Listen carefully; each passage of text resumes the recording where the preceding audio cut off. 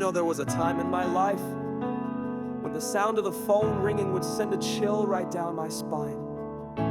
I'd see an unknown number pop up and my heart would pound.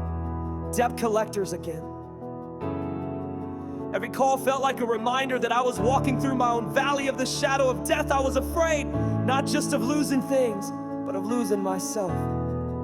My dignity, my hope, my sense of control.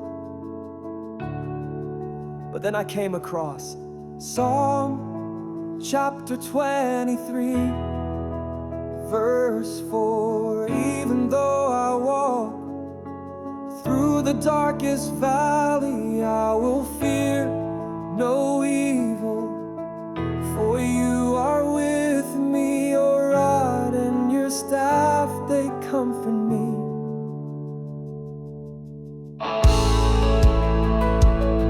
At first it sounded beautiful, but distant, like something meant for someone stronger, someone more faithful. But the more I sat with it, the more I realized David wrote this not from a place of safety, but from the middle of his own darkness. He wasn't spared the valley, he was led through it. And he found courage, not because the threats disappeared, but because he knew he wasn't alone.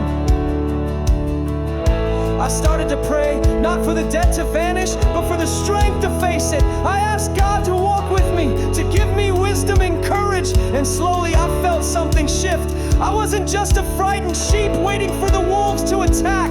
I was being guided, protected, and comforted. God's rod and staff, his protection and guidance became real to me. I realized I could face the collectors, not as a victim, but as someone with dignity and hope. And you know what? The fear began to fade. I started answering those calls. I started negotiating on my terms with honesty and respect. I wasn't begging, I was standing. I was no longer alone in the valley. God was right there beside me, giving me the strength to speak, to ask for what was fair, to set boundaries. Psalm chapter 23, verse 4. Is it a promise that we'll never face trouble?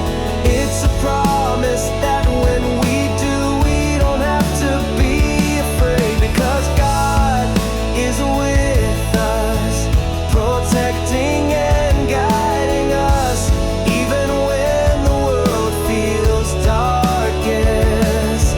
I learned that with God by my side, I could move from fear to courage, from hiding to negotiating, from being overwhelmed to being at peace.